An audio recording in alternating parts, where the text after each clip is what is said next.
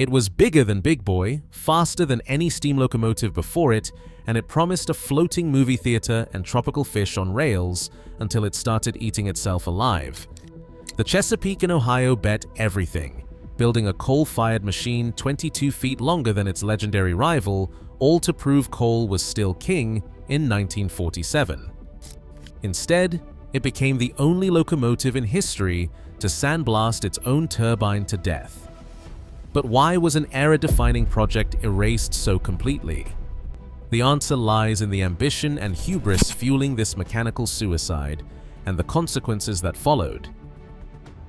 In 1942, Robert R. Young took the helm of the Chesapeake and Ohio Railroad with a single purpose: to prove that coal was not just the past, but the future. The Chesapeake and Ohio was the world's top coal hauler, moving millions of tons from Appalachian mines to the nation's factories and ports. Every dollar the railroad earned was tied to black rock.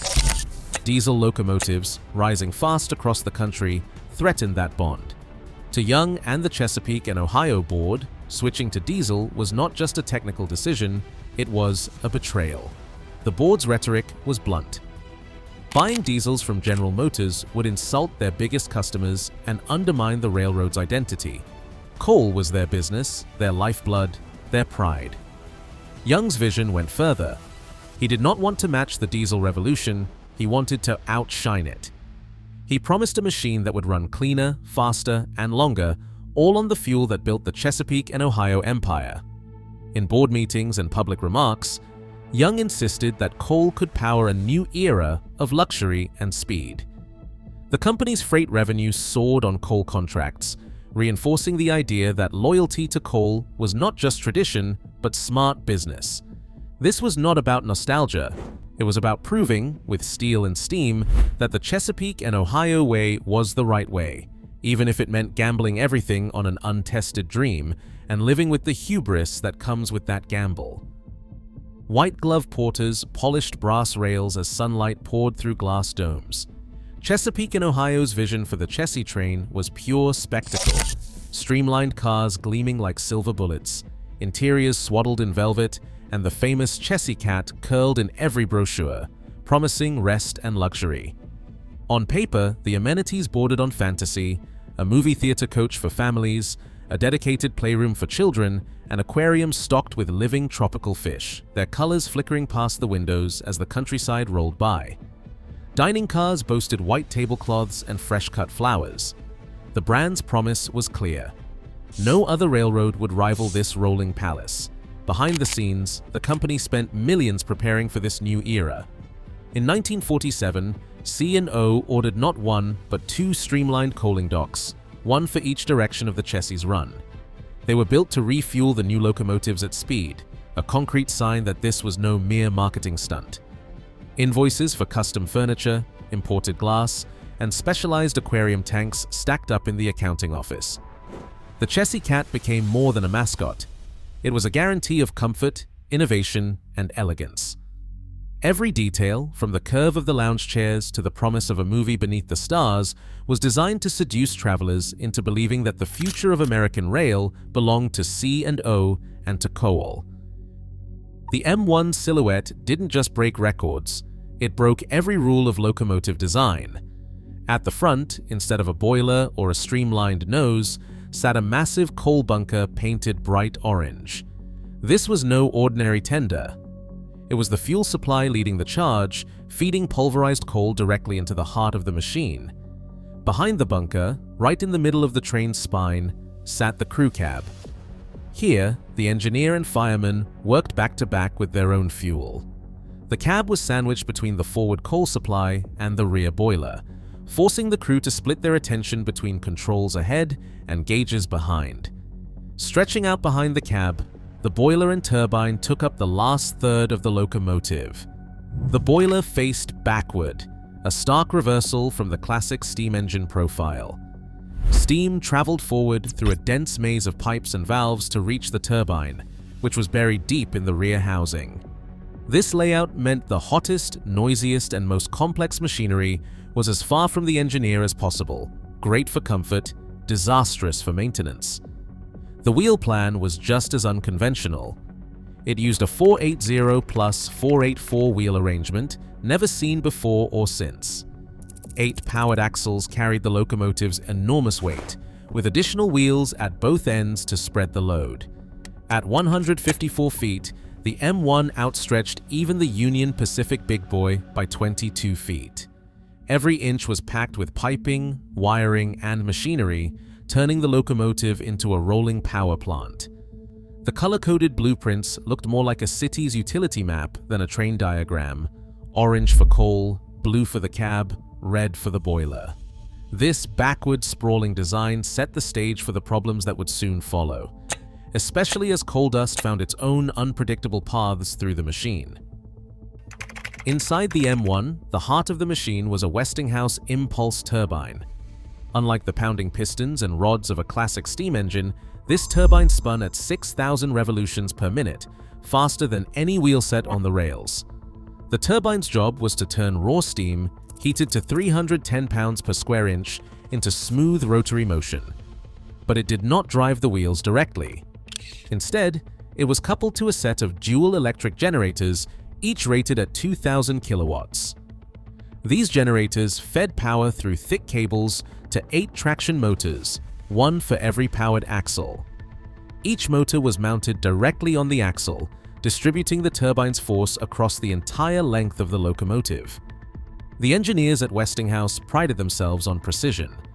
Thousands of small, carefully machined blades lined the turbine's interior, each shaped to catch the steam at just the right angle. The entire assembly was built to tight tolerances, with the hope that fewer moving parts would mean less maintenance than a traditional steam engine. In theory, this system could deliver 6,000 horsepower, enough to push a train at 100 miles per hour or cruise comfortably at 70. The electric drive promised instant torque and smooth acceleration, a leap forward from the clatter and slip of pistons and rods. But this precision came at a price. The turbine and its generators formed a closed ecosystem, dependent on clean, dry steam and careful balance. Any contamination, especially from the pulverized coal feeding the boiler, risked damaging the delicate blades or shorting out the electrical windings. The system's complexity rivaled that of a stationary power plant, yet it all had to function perfectly while rolling over hundreds of miles of track. The M1 was a showcase of technical ambition, but every turn of the turbine made it vulnerable in ways no one fully anticipated. Coal dust didn't just fuel the M1, it invaded the machine. Every time the fireman opened the feed, a cloud of fine black particles shot forward with the steam, bypassing any hope of filtration. Inside the Westinghouse turbine, these particles slammed into the blades at thousands of feet per second. Maintenance logs described the aftermath. Polished metal surfaces turned dull and pitted. Edges that once gleamed became roughened and chipped. One crewman wrote that the turbine looked as if it had been sandblasted from the inside. Precision engineering was reduced to scarred, inefficient scrap in a matter of weeks. The damage did not stop at the turbine. Coal dust drifted through the generator housings, settling on every surface.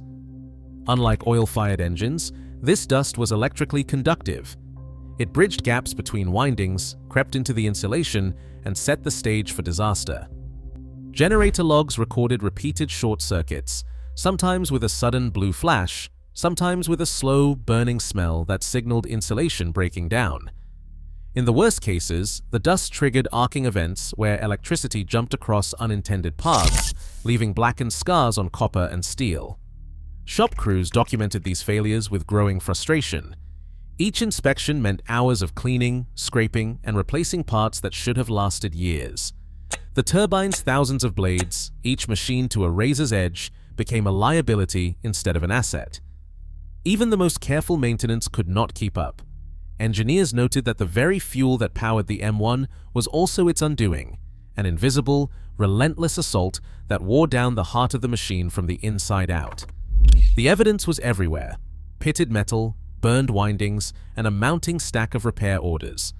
The M1 was not just running on coal dust, it was being consumed by it. The M1 didn't just wear itself out, it shook itself apart. Engineers described a constant tremor that ran the length of the train, a deep vibration that rattled bolts loose and made every ride feel like a test of endurance. Crew reports from the first months of service mentioned tools jumping off shelves and gauges, dancing on their mounts. The vibration wasn't just a nuisance, it was a warning. As the turbine blades grew more pitted and uneven from coal dust, the imbalance worsened. By the time the M1 reached full throttle, the entire locomotive would shudder so violently that even the luxury cars behind it suffered. The Chessie's signature aquariums, meant to showcase tropical fish gliding past velvet seats, became a grim barometer of failure. Water sloshed so hard in the tanks that the fish could not survive more than a few runs. Porters found them floating belly up after test trips, the casualty of a machine that couldn't keep its own promises. What was meant to be a symbol of tranquility turned into a silent alarm. If the fish were dead, the ride was too rough for passengers. Maintenance teams tried to keep up, but every inspection revealed fresh damage. The M1 spent more time in the shop than on the rails. Each service call meant shutting down the system, waiting hours for the boiler to cool, then crawling through cramped passageways to reach the turbine and generators. There, the evidence was impossible to ignore. Scored metal, burned insulation, and pitted blades that had once been polished to a mirror finish. Even the control system fought against the violence. If the wheels slipped under load, the M1's automatic protection would cut all power in an instant, forcing the crew to bring the train to a stop and restart from zero. What began as a promise of smooth, effortless power had become a machine at war with itself, lurching between bursts of speed and sudden silence. For the men who ran it, and the passengers who never got to ride, the M1's vibration was more than a technical glitch. It was the sound of a dream collapsing. By 1950, the M1 stood silent in the yard, their towering frames casting long shadows over tracks meant for a different future. The once proud turbines, stripped of panels, waited for the torch. Cutting crews arrived with little ceremony. Steel that had been precision machined just 3 years before met the flame, section by section. The orange nose, built to announce a new era, was the first to go. Next came the generator housings and the maze of piping, each piece marked and loaded onto flat cars bound for the mills. No commemorative plaques, no photographers, just the hiss and crackle of acetylene against cold metal. Invoices from the period tell the story in numbers and codes. Tons of alloyed steel, copper wiring by the mile, and a handful of specialty parts sold off at scrap rates. The coaling docks, built to fuel a luxury train that never ran, sat idle, hulking concrete shells abandoned beside the main line. Grass grew up through the cracks, and the streamlined chutes gathered dust. The Chessie's custom furniture and aquariums, ordered in bulk and never installed, disappeared into storage or surplus auctions, their final destinations unrecorded. No one preserved the M1's cab or turbine for display. By the end of the year, even the shop logs went quiet. The world's longest locomotive, once the centerpiece of a billion-dollar railroad, was reduced to salvage. The physical evidence of the gamble, hundreds of feet of steel, thousands of hours of labor, vanished into the scrap trade. All that remained were empty foundations and a paper trail of losses, quietly absorbed into the company's ledgers. Search the archives of any major American railroad museum, and the M1 is missing. Not a single builder's plate, not a scrap of orange-painted steel, not even a section of turbine blade survives in public hands.